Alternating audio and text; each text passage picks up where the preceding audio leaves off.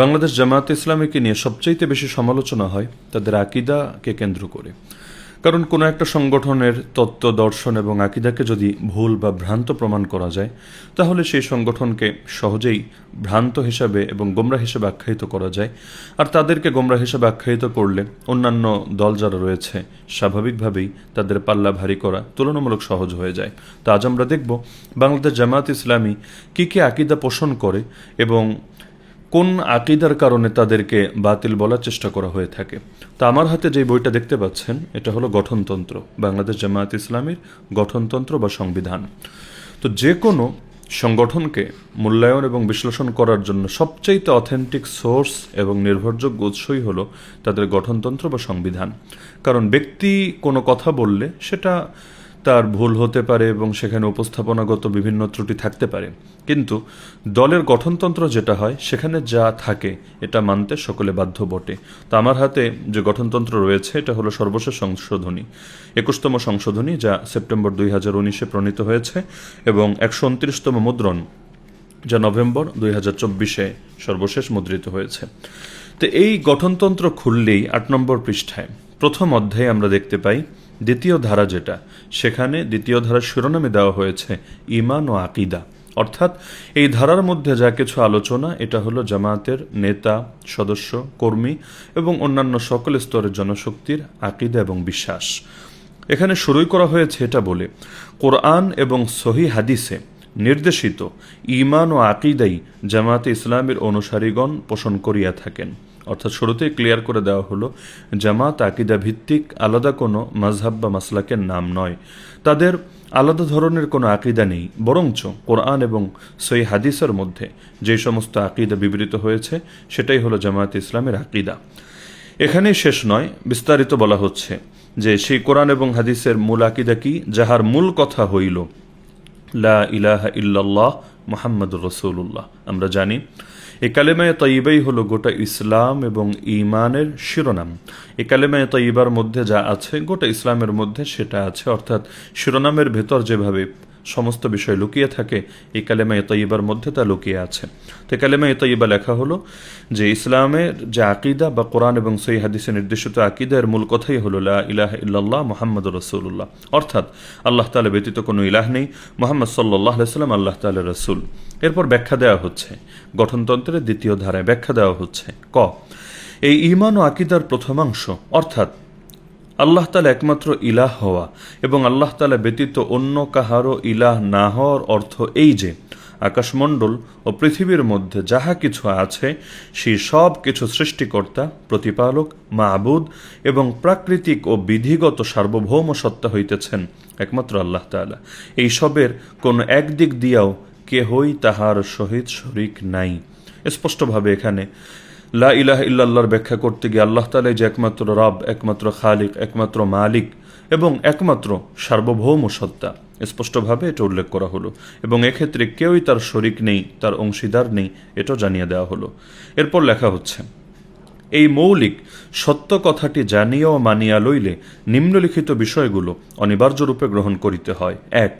মানুষ আল্লাহ তাআলা ব্যতীত আর কাহাকেও নিজের পৃষ্ঠপোষক, কার্য সম্পাদনকারী, প্রয়োজন পূরণকারী, বিপদ দূরকারী, ফরিয়াদ শ্রবণ ও গ্রহণকারী এবং সাহায্যদাতা ও রক্ষাকর্তা মনে করিবে না, কেননা তিনি ব্যতীত আর কাহারও নিকট কোনো ক্ষমতা নেই। স্পষ্ট। 2. আল্লাহ তাআলা ব্যতীত আর কাহাকেও কল্যাণকারী মনে করিবে না, কাহারও সম্পর্কে অন্তরে ভীতি অনুভব করিবে না, কাহারও উপর নির্ভর করিবে না, কাহারও প্রতি কোনো আশা পোষণ করিবে না, এবং এই কথা বিশ্বাস করিবে না যে আল্লাহ তাআলার অনুমোদন ব্যতীত কাহারও উপর কোনো বিপদ মুসিবত আপতিত হইতে পারে, কেননা সকল প্রকার ক্ষমতা ইখতিয়ার একমাত্র আল্লাহ তাআলারই। এটা স্পষ্ট। 3. আল্লাহ তাআলা ব্যতীত আর কাহারও নিকট দোয়া বা প্রার্থনা করিবে না, কাহারও নিকট আশ্রয় খুঁজিবে না, কাহাকেও সাহায্যের জন্য ডাকিবে না, এবং আল্লাহ তাআলার ব্যবস্থাপনায় কাহাকেও এতখানি প্রভাবশালী বা শক্তিশালী মনে করিবে না যে তাহার সুপারিশে আল্লাহ তাআলা ফয়সালা পরিবর্তন করতে বাধ্য, কেননা তাহার রাজ্যে সকলেই ক্ষমতাহীন প্রজামাত্র। 4. আল্লাহ তাআলা ব্যতীত আর কাহারও সম্মুখে মাথা নত করিবে না এবং কাহারও উদ্দেশ্যে মানত মানিবে না, কেননা একমাত্র আল্লাহ তাআলা ব্যতীত ইবাদত তথা দাসত্ব, আনুগত্য, উপাসনা পাইবার অধিকারী আর কেহই নাই। 5 আল্লাহ তাআলা ব্যতীত অপর কাহাকেও বাদশাহ, রাজা, ধীরাজ ও সার্বভৌম ক্ষমতার মালিক মানিয়া লইবে না, কাহাকেও নিজস্বভাবে আদেশ ও নিষেধ করিবার অধিকারী মনে করিবে না, কেননা সিও সমগ্র রাজ্যে নিরঙ্কুশ মালিকানা ও সৃষ্টিলোকের সার্বভৌমত্বের অধিকার আল্লাহ তাআলা ব্যতীত অপর কাহারও নেই। স্পষ্ট, জামায়াতে ইসলামী এবং তার সমস্ত পর্যায়ের জনশক্তি আল্লাহ তাআলা ছাড়া আর কাউকেই সার্বভৌম ক্ষমতার অধিকারী মনে করে না। এবং এখানে এসেই সর্বযুগের ইসলাম ভার্সেস জাহেলিয়াতের দ্বন্দ্ব। ইসলাম মনে করে সকল ক্ষমতার মালিক আল্লাহ তাআলা, এবং এটাই জামাত ইসলামের আকিদা। অন্যদিকে জাহেলিয়াতের ধ্বজাধারীরা মনে করে আল্লাহ ব্যতীত অন্য কেউ সার্বভৌম ক্ষমতার অধিকারী হতে পারে, রাজা হতে পারে, কেউ মনে করে জনগণ হতে পারে, কেউ মনে করে নির্দিষ্ট পরিষদ হতে পারে, অথচ জামায়াতের আকীদা এখানে স্পষ্টভাবে উল্লেখ করা হয়েছে। এরপর লেখা হচ্ছে, উপরোক্ত ঈমান ও আকীদা অনুযায়ী নিম্নলিখিত বিষয়গুলো মানিয়া লওয়া আবশ্যক। 1 মানুষীয় স্বাধীন ইচ্ছা ও আজাদি কোরবানি করিবে, নফসের ইচ্ছা বাসনার দাসত্ব পরিত্যাগ করিবে, এবং যে আল্লাহ তাআলাকে ইলাহ মানিয়া লইয়াছে একনিষ্ঠভাবে একমাত্র তাহারই বান্দা ও দাস হইয়া জীবনযাপন করিবে। 2 নিজেকে কোনো কিছুরই স্বাধীন ইচ্ছা সম্পন্ন মালিক মনে করিবে না, বরং স্বীয় জীবন, অঙ্গ প্রত্যঙ্গ, মানসিক ও দৈহিক শক্তি তথা সব কিছুকে আল্লাহ তাআলার মালিকানাধীন ও তাহার নিকট হইতে প্রাপ্ত আমানত মনে করিবে। 3 নিজেকে আল্লাহ তাআলার নিকট দায়ী ও জবাবদিহি করিতে বাধ্য মনে করিবে। শক্তি সামর্থ্যের ব্যবহার এবং সে আচরণ ও ক্ষমতা প্রয়োগে সবসময় সত্যের প্রতি লক্ষ্য রাখিবে যে পরকালে আল্লাহ তাআলার সম্মুখে এই সব বিষয়ের হিসাব অবশ্যই দিতে হইবে। 4 আল্লাহ তাআলা যাহা পছন্দ তাহাকেই নিজের পছন্দ, এবং যাহা তাহার অপছন্দ তাহাকেই নিজের অপছন্দ রূপে গ্রহণ করিবে। 5 আল্লাহ তাআলা সন্তুষ্টি ও তাহার নৈকট্য লাভকেই নিজের যাবতীয় চেষ্টা সাধনার চূড়ান্ত লক্ষ্য এবং নিজের সমগ্র তৎপরতার কেন্দ্রবিন্দু হিসাবে গ্রহণ করিবে। 6 স্বীয় নৈতিক চরিত্র, আচার ব্যবহার এবং সামাজিক, সাংস্কৃতিক, অর্থনৈতিক ও রাজনৈতিক কর্মকাণ্ড, এক কথায় জীবনের সর্ববিষয়ে কেবল আল্লাহ তাআলার বিধানকেই একমাত্র হেদায়েত হিসাবে মানিয়া লইবে, এবং আল্লাহ তাআলা দেওয়া শরীয়তের বিপরীত যাবতীয় নিয়মনীতি ও পন্থা পদ্ধতিকে প্রত্যাখ্যান করিবে। এখানে জামায়াতের আকীদা তো স্পষ্ট হলোই, পাশাপাশি আর যারা ট্যাগ দিচ্ছে যে জামাত ইসলামী নাকি শরিয়া আইন বিশ্বাস করে না, এবং জামাত ইসলামের আমিরের নামে এই কথা প্রচার করছে, যদিও আমিরের কোনো বক্তব্য, সেটা অডিও হোক ভিডিও হোক, আজও পর্যন্ত কেউ দেখাতে পারেনি। বিশেষ করে আমাদের নির্দিষ্ট একটা দলের ভাইয়েরা এটা প্রতিহিংসাবশত প্রচার করছে যে জামায়াতের আমির নাকি বলেছে তারা শরিয়া আইন মানে না, অথচ তারা শরিয়া আইন মানে কি মানে না এটা গঠনতন্ত্রের এই অংশে কিন্তু স্পষ্টভাবে উল্লেখ হয়েছে, এবং আরও বিভিন্ন অংশে হয়েছে। তাহলে এখানে লা ইলাহা ইল্লাল্লাহ বা আল্লাহ তাআলা একমাত্র ইলাহ হওয়া এর ব্যাখ্যা করা হলো। দ্বিতীয় ধাপে ব্যাখ্যা খ, এই ঈমান ও আকীদার দ্বিতীয় অংশ হযরত মুহাম্মদ সাল্লাল্লাহু আলাইহি সাল্লাম আল্লাহ তাআলার রাসূল হওয়ার অর্থ এই যে, এখানে কালেমার দ্বিতীয় অংশের ব্যাখ্যা করা হচ্ছে, বিশ্বের একমাত্র বাদশাহ আল্লাহ তাআলার পক্ষ হইতে বিশ্বের সকল মানুষের প্রতি সর্বশেষ নবী মুহাম্মদ সাল্লাল্লাহু আলাইহি সাল্লামের মাধ্যমে একমাত্র নির্ভুল হেদায়েত ও আইন বিধান প্রেরিত হইয়াছে, এবং এই হেদায়েত ও আইন বিধান অনুযায়ী কাজ করিয়া পূর্ণাঙ্গ বাস্তব নমুনা কায়েম করিবার জন্যই মুহাম্মদ সাল্লাল্লাহু আলাইহি সাল্লামকে নিযুক্ত করা হইয়াছে। যাহারা এই পরম সত্য ও প্রকৃত বিষয়কে জানিয়া ও মানিয়া লইবেন তাহাদের কর্তব্য হইবে 1 হযরত মুহাম্মদ সাল্লাল্লাহু আলাইহি সাল্লামের নিকট হইতে যেই হেদায়েত ও আইন বিধান প্রামাণ্য সূত্রে পাওয়া যাইবে তাহা দ্বিধাহীন ও অকুণ্ঠ চিত্তে গ্রহণ করা।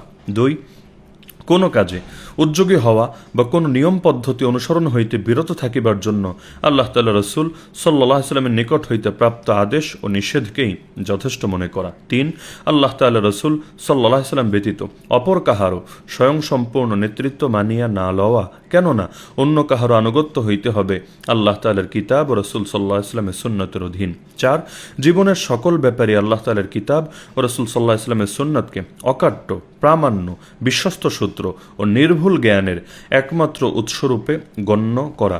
যেই সব ধারণা, খেয়াল, বিশ্বাস কিংবা নিয়ম নীতি ও পন্থা কোরআন ও সুন্নাহর বিপরীত তাহা পরিত্যাগ করা, এবং কোনো সমস্যার সমাধান প্রয়োজন হইলে তাহার জন্য হিদায়াত লাভের উদ্দেশ্যে এই উৎসের দিকেই ধাবিত হওয়া। 5 ব্যক্তিগত ও পারিবারিক, বংশীয় ও জাতিগত, দলীয় ও সম্প্রদায়গত, আঞ্চলিক ও ভাষাগত তথা সকল প্রকার হিংসা বিদ্বেষ ও বিভেদ হইতে মন মগজকে মুক্ত ও পবিত্র করিয়া লওয়া এবং কাহারও ভালোবাসা বা অন্ধ ভক্তিতে এমনভাবে বন্দী না হওয়া যাহার দরুন উহা রসুল সাল্লাহ ইসলামের উপস্থাপিত সত্যের প্রতি ভালোবাসা ও ভক্তির উপর জয়ী কিংবা তাহার প্রতিদ্বন্দ্বী হইয়া দাঁড়াইতে পারে।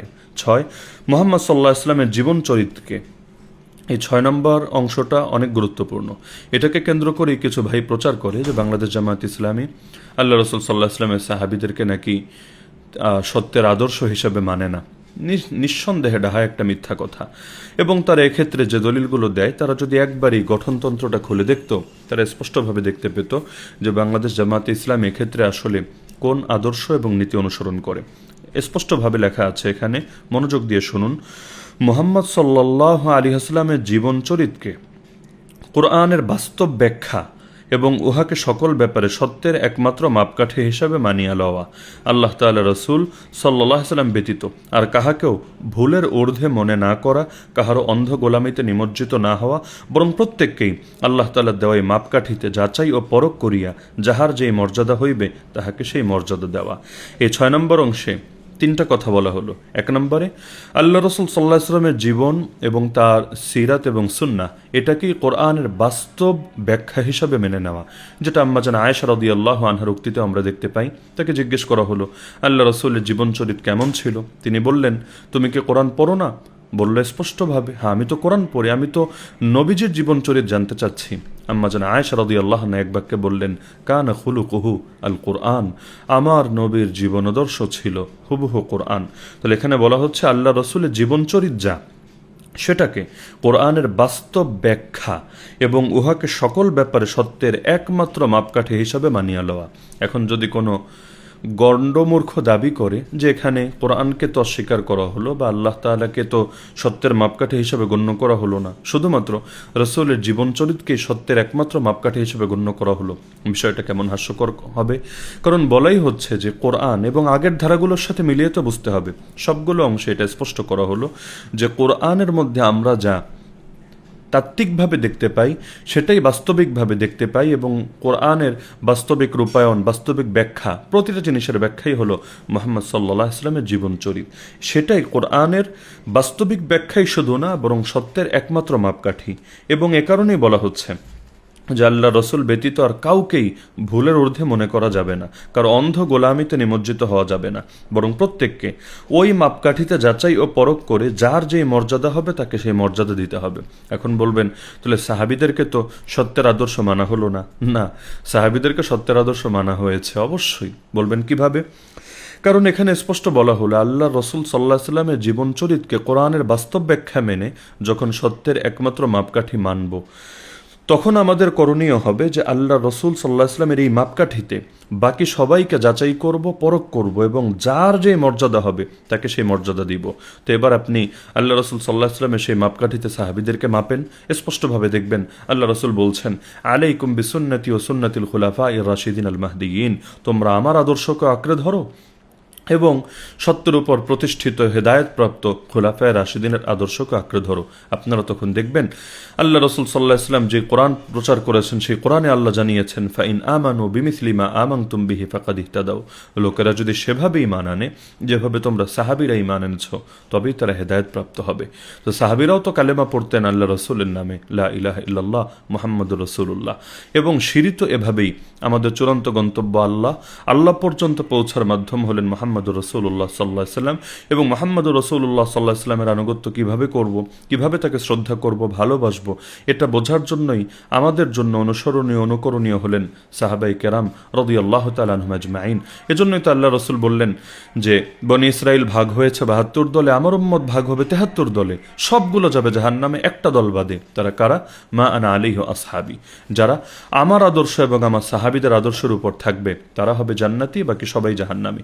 তাহলে এখানে আল্লাহ রসুল সাল্লাল্লাহু আলাইহি ওয়াসাল্লামকে যখন মাপকাঠি মানা হলো এবং এরপর বলে দেওয়া হলো এই মাপকাঠিতে যাচাই ও পরখ করে যার যে মর্যাদা তাকে সেই মর্যাদা দিতে হবে, তাহলে আদালতে সাহাবা, হুজ্জিয়াতে সাহাবা, একইভাবে আরও যা কিছু আছে সাহাবীদের ব্যাপারে আমাদের ঈমান এবং আকীদা, এই সবগুলো কি এখান থেকে প্রমাণিত হচ্ছে না?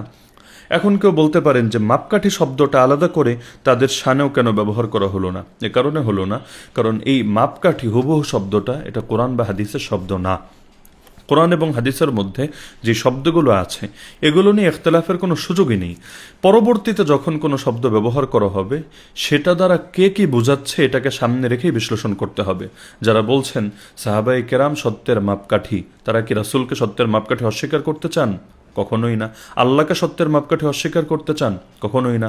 কোরআন সুন্নাহকে সত্যের মাপকাঠি অস্বীকার করতে চান? কখনোই না। তাহলে জিজ্ঞেস করবেন ব্যাখ্যা কি? বলবে যে আমাদের ঈমান সাহাবীদের ঈমানের মতো হতে হবে, আমাদের আমল সাহাবীদের আমলের মতো হতে হবে, আমাদের আদর্শ সাহাবীদের আদর্শের মতো হতে হবে। তো এবার জামায়াত ইসলামের যে কোনো জনশক্তিকে আপনি রাস্তায় পান, দোকানে পান, ঘরে পান, জিজ্ঞেস করেন তো যে তুমি এটা মানো কি না, যে কোনো স্তরের হোক, যে তুমি এটা মানো কি না যে আমাদের ঈমান, আমাদের আমল, আমাদের আখলাক, আমাদের আদর্শ সাহাবীদের মতো হতে হবে, তবেই আমরা সঠিক পথ প্রাপ্ত হব, এটা তোমরা মানো কি না? দেখান তো কোন ব্যক্তিটা অস্বীকার করে। তো যার কারণে এখানেও আসলে কোনো ভিন্ন কিছু সুযোগ নাই, কিন্তু তারপরও ওই শুধুমাত্র শাব্দিক ইখতিলাফের মধ্যে কোনো কল্যাণ নেই। বহুত জিনিস এমন আছে যেটাকে ইখতিলাফে লফজি বলে এলমি ভাষায়, কিন্তু এটাকে কেন্দ্র করে বহু দলাদলি, বহু গ্রুপিং চলতে থাকে, কিন্তু লাস্টে দেখা যায় যেই লাউ সেই কদু। একজন বলছে আমি মিট খাই, আরেকজন বলছে আমি গোশত খাই, একজন বলছে আমি রাইস খাই, আরেকজন বলছে আমি ভাত খাই, কিন্তু উদ্দেশ্য সকলের একই। তো সর্বশেষ 7, হযরত মুহাম্মদ সাল্লাল্লাহু আলাইহি ওয়াসাল্লামের নবুয়তের পরে কোনো ব্যক্তির এমন কোনো মর্যাদা মানিয়া না লওয়া যাহার আনুগত্য করা বা না করার ভিত্তিতে ঈমান ও কুফর সম্পর্কে ফয়সালা হইতে পারে। এই যে আকীদাগুলো বলা হলো গঠনতন্ত্রে, জামায়াতের কোনো জনশক্তি এটা অস্বীকার করে না, করার সুযোগও নেই, এবং এটা সকলে মানতে বাধ্য। এটা মেনেই প্রত্যেকের মানোন্নয়ন হয়, এটার উপর পরীক্ষা দিয়েই প্রত্যেকে জামায়াতের দায়িত্বশীল হয়। হ্যাঁ, এখন কেউ বলতে পারে তাহলে মওদুদি আকীদা আবার কি? এ ব্যাপারে আমি বলবো জাস্ট 3টা কথাই যথেষ্ট। 1 নম্বর হলো মাওলানা দেলোয়ার হোসেন সাঈদী, আল্লাহ তাআলা তাকে জান্নাতে সুউচ্চ মর্যাদা নসিব করুন এবং তার শাহাদাতকে কবুল করুন। তার একটা বই আছে আমি কেন জামায়াতে ইসলামী করি। এই বইয়ের মধ্যে তিনি স্পষ্ট উল্লেখ করেছেন যে মাওলানা মওদুদিকে আমরা আমাদের আকীদা, আমাদের ফিক কোনো কিছুরই ইমাম মনে করি না। হুবহু একই ধরনের কথা জামায়াতে ইসলামীর লব্ধ প্রতিষ্ঠ আমির, যাকে সকলে এক নামে চেনেন, অধ্যাপক গোলাম আজম রহমতুল্লাহ আলী, তার একটা বই আছে ইকামতে দ্বীন, তিনিও সেখানে স্পষ্ট বলেছেন মাওলানা মওদুদিকে আমরা আমাদের আকীদার কোনো ইমাম বা মাযহাবের কোনো ইমাম, ফিকহের কোনো ইমাম মানি না। তার কোনো ভুল থাকলে এটার দায় তার, এটার দায় সংগঠনের না। ব্যক্তি হিসাবে অবশ্যই ভুল আছে, ভুল নাই কার, তো সুতরাং তার ভুলের সমালোচনা করলে তার করা হোক, কিন্তু তার ভুলের দায় এটা সংগঠন নেবে না, এবং এটা পৃথিবীর কেউই কখনো অন্য কারো ভুলের দায় নেবে না। ওয়ালা তাজিরু ওয়াজিরাতুন উযরা উখরা। আর 3 নম্বর পয়েন্ট হলো আমরা সকলেই যাকে চিনি, মাওলানা মতিউর রহমান নিজামী রহমতুল্লাহ আলী, তিনি যখন আমির ছিলেন সেই সময়ে জামায়াতে ইসলামীর এটা রেজুলেশন করে এটা লিপিবদ্ধ হয়ে গিয়েছে, এবং রেজুলেশন যার হাতে হয়েছে তিনি এখনও বাংলাদেশ জামায়াত ইসলামীর ওলামা বিভাগের সভাপতি এবং তিনি কেন্দ্রীয় কমিটিরও অন্তর্ভুক্ত। তিনি স্পষ্টভাবে নিজে আমাকে বলেছেন যে আমার কলমে আমি এটা লিখেছি, এবং নিজামী সাহেব তিনি এটা রেজুলেশন করিয়েছেন যে আমরা আমাদের আকীদা বা মাযহাব বা ফিক কোনো ক্ষেত্রেই মাওলানা মওদুদিকে ইমাম মনে করি না। তো যার কারণে এখন মাওলানা মওদুদি কোনো লেখা থেকে যদি মনে হয় যে ভিন্ন কোনো আকীদা বা ভিন্ন কোনো উক্তি পাওয়া যাচ্ছে কিনা, এটা নিয়ে আলাদা করে পুরো সংগঠনের উপর এবং সংগঠনের সমস্ত জনশক্তির উপর দায় চাপানো, আমি মনে করি এটা কিছু লোকের ধান্দাবাজি ছাড়া কিছু না। কারণ এত সুসংগঠিত সুসংহত একটা দল থাকাকালে মানুষ অন্য দলে যাবে কেন? এখন যদি কোনোভাবে তাদের ইমেজ নষ্ট করা যায় তাহলে স্বাভাবিক নিজেদের দল ভারী করা যাবে। তো এ কারণে জেনে বুঝে কিছু মানুষ ইচ্ছাকৃতভাবে এই মিথ্যা প্রোপাগান্ডাগুলো জারি রাখে, যাতে করে মানুষ তাদের প্রতি আকৃষ্ট হতে পারে। তো সর্বোপরি জামাত ইসলামের আকীদা নিয়ে এই গঠনতন্ত্রের মধ্যে যা কিছু লেখা রয়েছে এর মধ্যে কোনো ভুল থাকলে অবশ্যই যৌক্তিক সমালোচনা করুন, এবং এক্ষেত্রে 21 বার তো সংশোধন হয়েছে, সামনে প্রয়োজনে আরও 42 বার সংশোধন হবে, সমস্যার কিছুই নেই। সংশোধন এবং সংস্কার একটা চলমান প্রক্রিয়া, এটা হতেই থাকবে। কিন্তু এখানে যা আছে এর বাইরে বা এর ভিন্ন কোনো কিছু তাদের উপর চাপানো, এটা আমি মনে করি প্রতিহিংসা ছাড়া ভিন্ন কিছু না। আল্লাহ তাআলা সবাইকে সঠিকটা বোঝার তৌফিক দান করুন, আমিন।